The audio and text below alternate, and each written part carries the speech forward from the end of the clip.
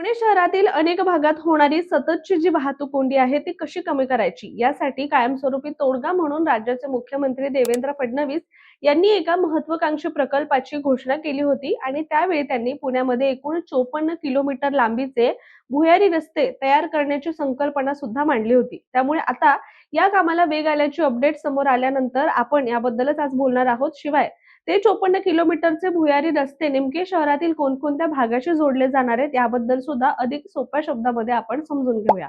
नमस्कार, मी रामेश्वरी आणि तुम्ही पाहताय कट टू कट। पुण्यातील वाहतूक कोंडीवर आपण याआधी सुद्धा अनेक वेळा बोललो आहोत, मात्र हा प्रश्न किंवा ही समस्या जणू काही सगळ्यांच्या पाचवीला पुजली आहे असं म्हटलं तरी वावगं ठरणार नाही। कारण गेल्या काही वर्षांमध्ये पाहिलं तर पुणे शहरानं झपाट्याने विकास केला असून त्यासोबतच वाहतूक कोंडीला आमंत्रण दिलेलं आहे आणि म्हणूनच पुणे शहरातील ट्रॅफिकच्या समस्येमुळे जगाच्या यादीमध्ये 4था क्रमांक पुण्याने पटकावला आहे। त्यामुळे ही गोष्ट तर अभिमान बाळगण्याची नक्कीच नसल्यामुळे पुणेकरांना रोजच्या या वाहतूक कोंडीतून आणि या त्रासातून मुक्त करण्यासाठी पुणे महानगरपालिका आणि राज्य सरकारने सुद्धा विविध प्रकल्प आधी हाती घेतलेले आहेत।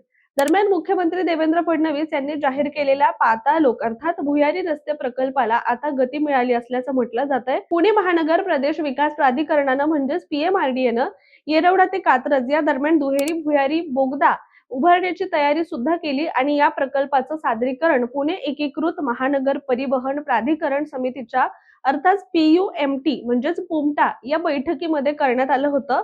पण पुणे ट्विन टनल अर्थात हा दुहेरी बोगदा सुरुवातीच्या सादरीकरणानंतर समितीने यामध्ये काही तांत्रिक बदल सुचवले होते आणि त्यानुसार आवश्यक सुधारणा करून नुकत्याच झालेल्या पुमटाच्या बैठकीमध्ये नव्याने सादरीकरण करण्यात आलेलं आहे आणि आता हा प्रकल्प प्रगतीपथावर असल्याचं सुद्धा म्हटलं गेलंय। दरम्यान येरवडा ते कात्रज दुहेरी बोगद्याबद्दल आपण याआधी सुद्धा बोललेलो आहोत, त्याबद्दलचा एक विशेष व्हिडिओ सुद्धा आपल्या चॅनलवर तुम्हाला नक्कीच पाहायला मिळेल, तो सुद्धा तुम्ही नक्की बघा।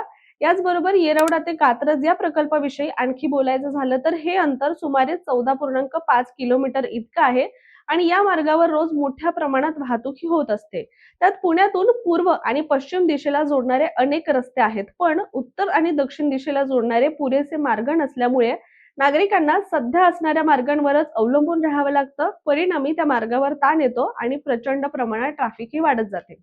दरम्यान या प्रकल्पाची घोषणा झाली तेव्हाच अनेकांना प्रश्न पडला होता की पुण्यासारख्या शहरात भुयारी मार्ग होऊ शकतो का?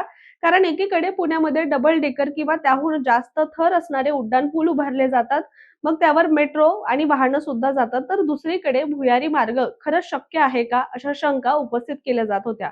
परंतु ज्यावेळी या प्रकल्पाची घोषणा करण्यात आली तेव्हा असं म्हटलं गेलं की वाहतूक कोंडी सोडवायची आहे, परंतु जमीन उपलब्ध नसल्यामुळे भूमिगत रस्ते हा दीर्घकालीन उपाय योग्य ठरू शकतो असं सुद्धा स्पष्ट करण्यात आलं होतं। शिवाय या संपूर्ण प्रकल्पासाठी सुमारे 32,000 कोटी रुपयांचा खर्च अपेक्षित आहे।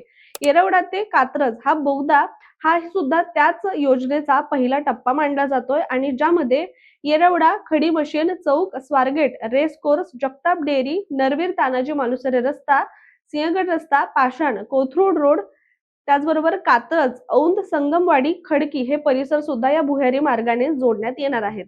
कारण पुणे शहरातील महत्त्वाचे रस्ते हे पूर्व आणि पश्चिम आहेत, तर उत्तर आणि दक्षिण पुणे हे कोंडीमध्ये अडकले।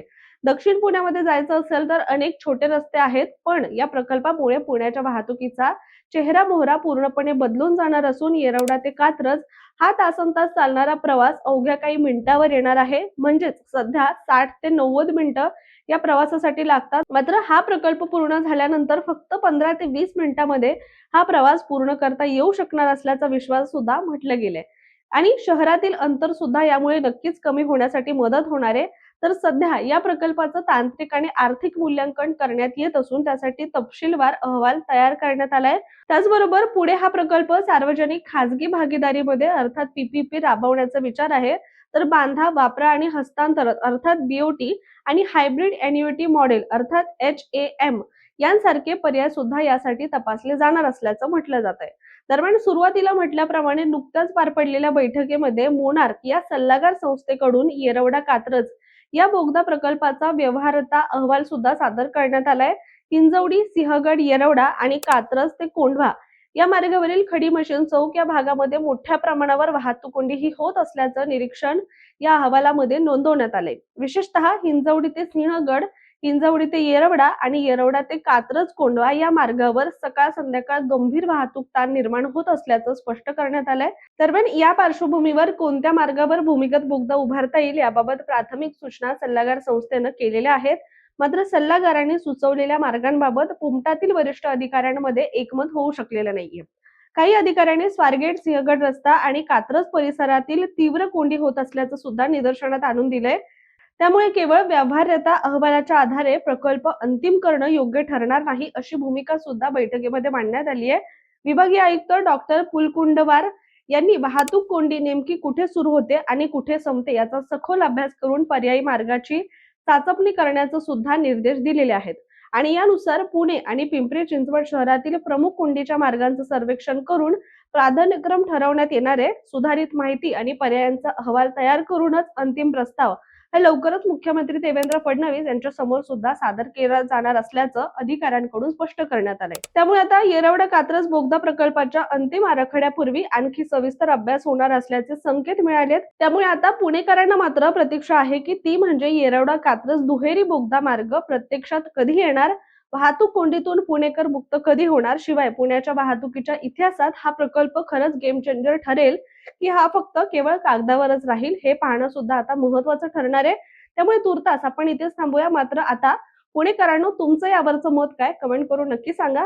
आणि अशाच माहितीपूर्ण व्हिडिओसाठी सुद्धा कट टू कटच्या YouTube चॅनलला सबस्क्राईब करायला विसरू नका.